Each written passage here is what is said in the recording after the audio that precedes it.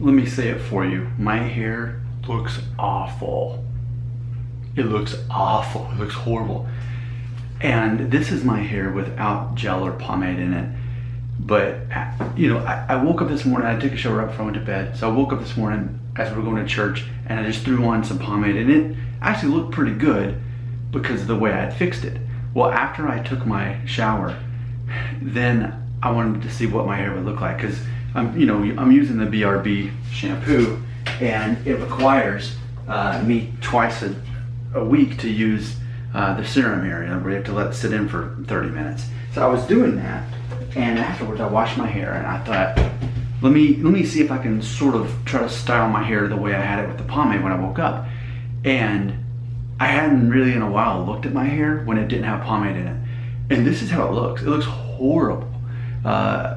Obviously pointing out that diamond shape here that is well contained with pomade or gel, but just dry, my hair looks horrible.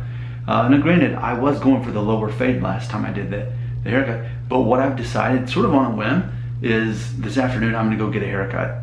And by haircut, I mean a shape up, a trim up. We're gonna get rid of this. Because Amanda, just look right now. If we were to get rid of this, automatically it'd look a lot better, right?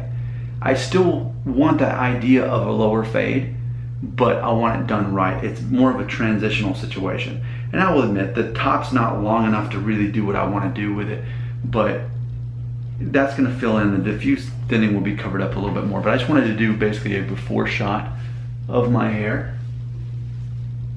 And look at that, if you look at that right angle, you can really see, a lot of my videos, this isn't as obvious, but in this one, you can really, in the perfect angle, and granted, most people don't look at me from that perspective, and I make sure to point out the worst parts of what's going on with my hair, because that's what this channel is all about. And 25% of you, your favorite videos are these kind, where I really hyper focus on the worst parts of my diffuse thinning.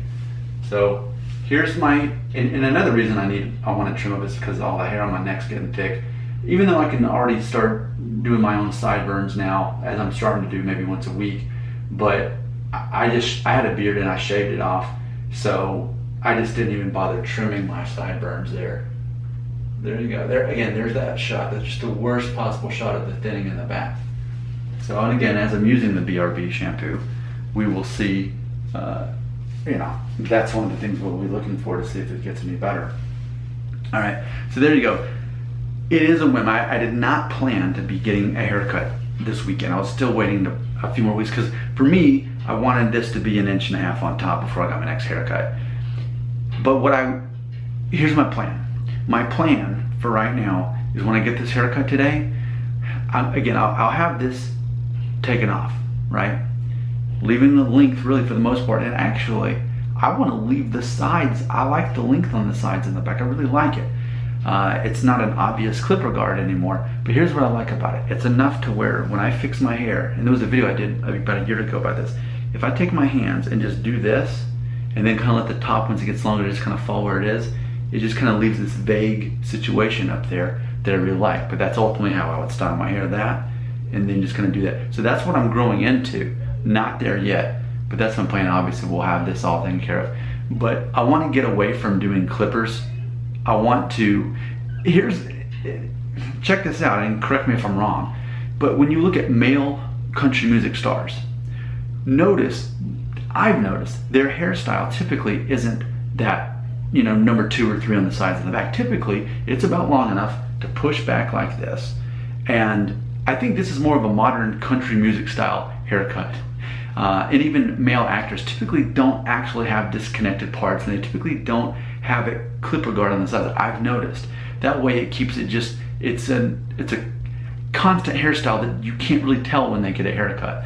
And I think for me, that's what I'm gravitating towards, is wanting to go in that direction, because I feel that this is the last real leg of the tour as far as my hair goes. As the diffuse thinning continues, eventually I will, we all know I'm gonna adopt the shaved head look, the zero guard.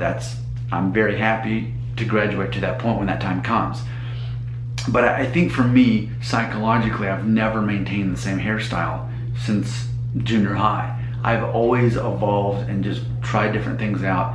And you know, jury's still out on whether or not I'm actually going to do the Paul Rudd This Is 40 thing. I may actually get to a point where I'm like, okay, 1.5 inches, 2 inches on top with this whole kind of slide back thing. I may decide that's the best look for me, because the way my diffuse thinning is, if I have enough length, it's just not noticeable unless you're really being pointed it out. So when we get enough length to cover these spots like that, and we have kind of a vague situation, and I just kind of push it back, what we're gonna add a little bit more volume on the sides and the back so that it just kind of works like a Lego haircut. You just put it on. It's not obvious when you get a haircut because you just basically get it kind of trimmed up each time, never really taking a lot of length off of it. I think what I'm telling you is, to my surprise, I think there's a chance that I'll end up actually settling for this perfect hairstyle that I'm trying to create. But I think for me, I want to get away from the clippers. I want to get away from the clippers. I want just a normal haircut that's not necessarily trendy, but it just works the best situation here. Because, you know, I made that video honestly answering the question, does my diffuse thinning bother me? It only bothers me to the extent that I notice it, and for me, being a perfectionist by default, because of my personality being an Enneagram type 1, because of that, it makes it to where, well, if there's problem areas here, why not just make it perfectly feng shui and, you know, do the zero guard for life? Because that's where my mind goes. But then I am personally dealing with the social part of it, the people in my family feel that I haven't lost enough hair for me to go all the way and do that. And there's an obligation to the society that matters to continue with growing hair. I'm obligated to keep hair, and for me, I want to make the best go at it. I feel on this channel I've already done everything else. I've already shaved my head for 3 months straight, well over 100 videos on that. I have done the disconnected part. I've grown it fairly long, and I think I'm very aware that part of the problem with the Paul Rudd thing is that because of my hairline and diffuse thinning, what's going to happen ultimately is, as my hair gets longer to a certain point, it's actually going to accentuate what's going on. And so maybe what I'm telling you is, until I am obligated to shave my hair off, I kind of feel like right now my journey is to find that perfect hairstyle for what's going on, to really see what's that perfect place, and can I keep it psychologically? Can I keep that place without wanting to go transition to a different hairstyle? So that's my plan. I'm gonna be getting the haircut. The next video you watch for this is not gonna be the, you know, here's a new haircut. I'm gonna probably do another 1 or 2 of those, how to be bald and cool, because I've got 11 of those and I want to kind of space those out, because a lot of people want those psychology videos. This is not one. This is one of the second 25% where I just overanalyze the technicalities of my hairstyle. A lot of people like those videos, they're popular. That's what this is. So I need to space it in between. And so what that means is, even when I do get the haircut, you'll still see me revert back to when it was this way, and you'll be able to compare, okay, well, I've seen his new haircut, and here's the next video, and it's back to where it was before. So I think this is pretty exciting and interesting as far as what my goal is and what my inspiration is. I want to find the perfect hairstyle for me.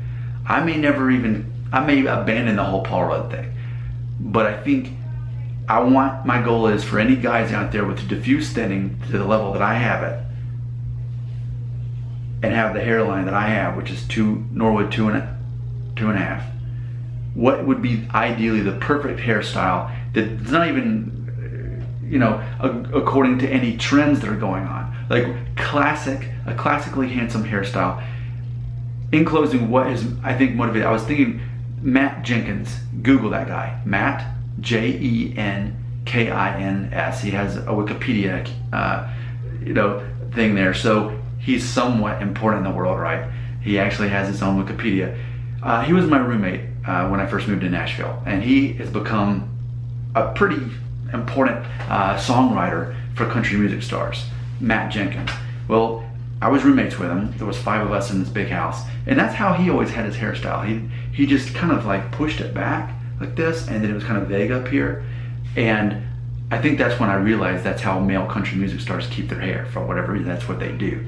And I think because there is this classic handsome concept of it. All right, next video you watch will not be the finished project.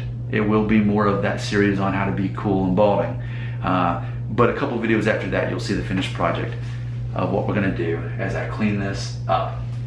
There you go. I'm Nick Shell. I am the head honcho of hair loss. I need to eat lunch. I'm hungry. I can't think straight.